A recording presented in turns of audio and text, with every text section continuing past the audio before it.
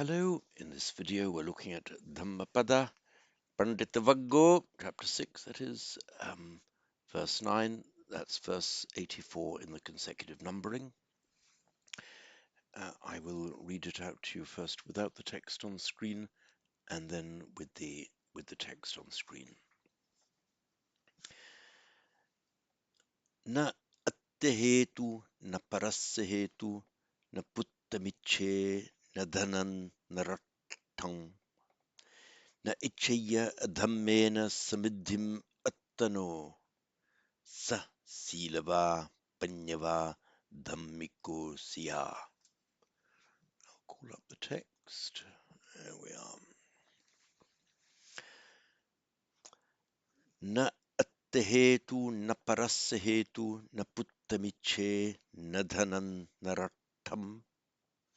Na ichaya dhammena samidhim attano sa silava panyava dhammiko siya.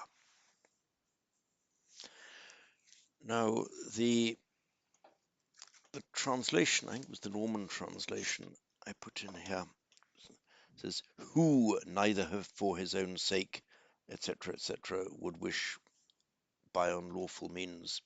This who, if you looked for it in the Pali, you would have looked in vain. You could have, I would have expected something, yo na atehetu, so and so on, sa silava, that the yo is missed out. Maybe one syllable too many in an already rather oversyllabled line. We could also read it as just he should not. He should not want what? He should not want sons for his own sake or for the sake of another, neither wealth nor kingdom, and he should not want naichaya samidhim atano, prosperity for himself, adhamena, by non-dharma, in other words, unrighteously, by in an undhammic way. So you can construe this in one of two ways. There is a missing yo, meaning who, whoever, at the beginning, and we can just supply it mentally. If we do, everything falls into place very beautifully. Yo, whoever, and then the next line and a half, and then sa, that person is virtuous and so on.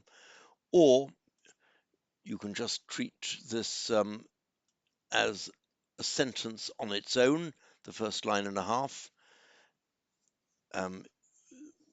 Then a person generally, he or she would not wish for all of these things unrighteously. Sa, that person is virtuous and so on. So this is slightly unsatisfactory, the way this sentence is written, as indeed you can see from the Norman translation, because he inserts the who. So for the sake of ease, let us, for the purposes of this video anyway, treat it as if it's got a yo at the beginning, yo, who, whoever. Whoever, iche. Iche is the optative form. Use the indicative mostly to express what is actually happening, a positive statement of fact. Here it's a rather generalized statement. Whoever might not wish. Whoever might wish, whoever might not wish. You're not talking about a particular person wishing a particular thing. You're talking in very general terms. And so the optative can be used in that sense. The optative is often used in the sense of let it be so, but frequently used for this generalized sense. So, yo na iche, whoever would not want. Remember, the indicative would be ichati, same in Sanskrit and Pali, ichati. So, yo na iche, whoever would not want. Na dhanam, we say neither nor, in Pali you just say not, who would wish for neither, we've got naputtam, nadhanam, narattam, who would wish for neither a son, nor wealth, nor rattam, literally kingdom, but we can treat it here as meaning power, generally power over other people. Na attehetu, not for one's own sake, and not for the sake of another. So whoever would not wish for any of these things, neither for his own sake nor for the sake of another. And na icheya, by the way, icheya and iche are just alternative forms of the optative. There's no distinction of meaning. Iche, icheya, it's the same. So, and nor would he want samidhim, that's prosperity, attano, for himself or of himself. And all of these things, the entire first line and a half, adhamena, unrighteously. We often see the phrase about people behaving justly and righteously, or you know, kings and rulers ruling righteously. Dhammena, not specifically by the Buddha Dhamma, but in the general sense of righteously, in a fair and just manner. So whoever would not want any of these things unrighteously, he, silava, is virtuous, panyava, wise, dhammiko, and dharmic, dharma, acting in accordance with the dharma. This siya is the optative form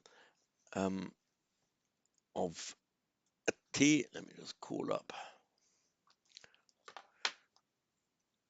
Oh, sorry, did I forget to share my screen here? I'm sorry, I forgot to share my screen for the text. Anyway, I'm sharing it now for the iPad. So it's from our root as, meaning to be. Indicative, we took the third singular, asti, he, she, it is, from we get the Pali, ati. Sanskrit, a little bit irregular. It makes the optative form syat, may it be, let it be, might be, and that is where we get the Pali siya.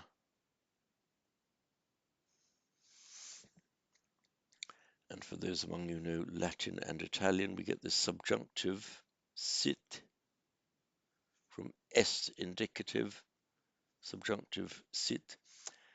And in Italian, it becomes sia. So the siya, syat in Sanskrit, siya in Pali, siya. That's the subjunctive third singular of essere, to be siya. So that the subjunctive, the optative is used here, siya, again, not because you're saying that a particular person has these qualities, making a statement, but such a person who behaves in such a way would be correctly described, would be silava panyava dhammiko. Now let's unpack some of the individual words. So let's supply the whoever na iche would not want puttam, a son, nor dhanam, nor wealth, narattam, nor kingdom, empire, power, na attahetu, na parasahetu. Hetu is a word meaning a cause, something that causes something else. Quite a common word in Buddhist scriptures. And it also means, particularly at the end of a compound, for the sake of something. So atta, oneself, attahetu, for the sake of oneself, for one's own sake. And na parasahetu, nor for the sake of para, of another. Now, you see here, attahetu, the words are compounded, and parasahetu, the words are separated and fully declined. This attahetu, let me call up, oops, iPad again.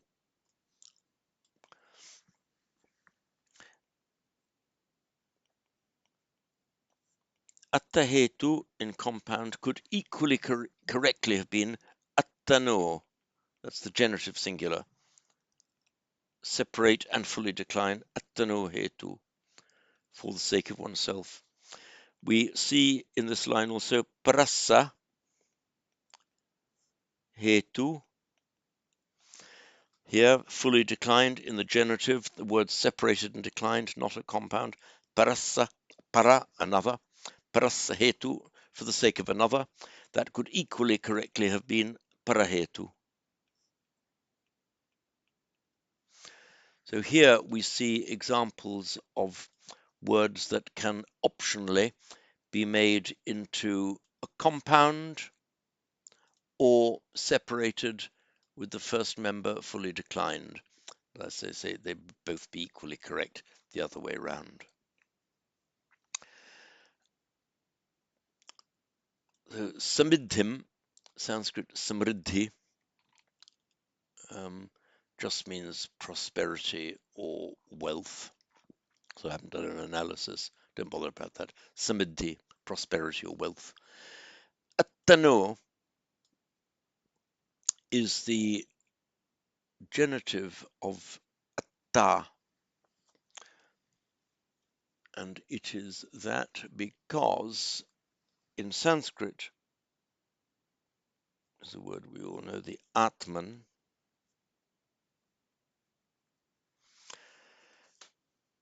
Atman is a noun falling within the consonantal declension. In other words, the stem ends in a consonant, not a vowel, and that consonant is N.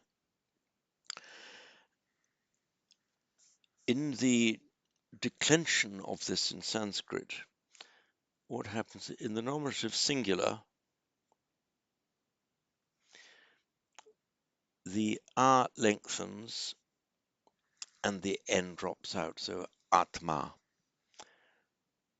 which is, and it's that gives us the Pali Atta, Atma, Atta. In the accusative, the long R remains. The accusative ends in an and the n of the root comes back. So atmanam, atma, atmanam, accusative.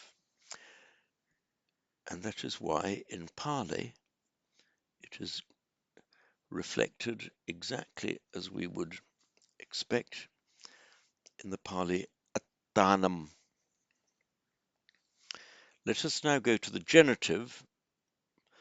The genitive of the consonantal declensions, virtually, I think it's right to say in all forms, but certainly here.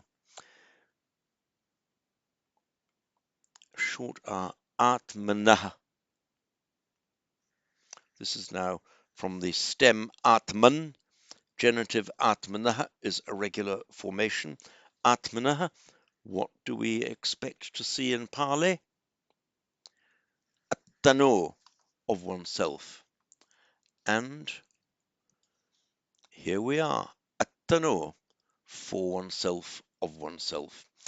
So na ichaya, he would not want, samidhim, prosperity or wealth, attano, for himself, adhamena, unlawfully, unrighteously, wrongfully. And this adhamena I construe as governing not only naiche adhamena samidhamatano, but this adhamena I interpret as applying to the entire first line as well, because there's nothing wrong in wanting children or wealth. There's nothing wrong with that. What is wrong is wanting them adhamena, unrighteously, or to get them by unlawful means. So the person who does not want any of those things, or does not want to do it adhammena, unrighteously. Sa, he, silava panyava dhammikosya.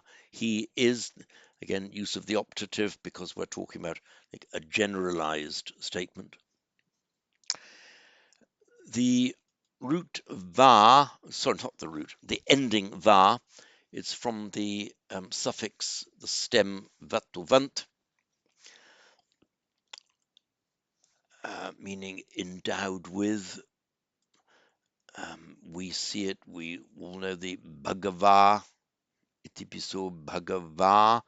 In the nominative, it ends in va. In the accusative, it ends in vantam. And in the genitive, it ends in vato. We see here this reflects atta, attanam, attano, silava, silavantam, silavato. And in the chant, supatipanno bhagavato, Sangho. Bhagavato here is the genitive. Bhagavato Sangho, the Sangha of the Blessed One. And also in the chant, Swakato Bhagavata Dhammo. The Dhamma, Swakato, has been well proclaimed. Bhagavata, this is the instrumental R ending of the consonantal declension. So, for example, if you do something by yourself, it's attana. You've got attanam, attano, attana, and so on. So this is this. I think I've done. Yes, it's worth getting to know this rather than go through it all again in this video. I've already done videos and notes on it, and you'll find it under the Google Drive and in the study resources guide. Look up MacDonnell 8586, Grammar Notes 8586. But there's a little bit of learning to do, but it all behaves perfectly regularly. So whenever you see this va as an adjectival ending, panya, panyava, you can be fairly sure it comes from this vat root.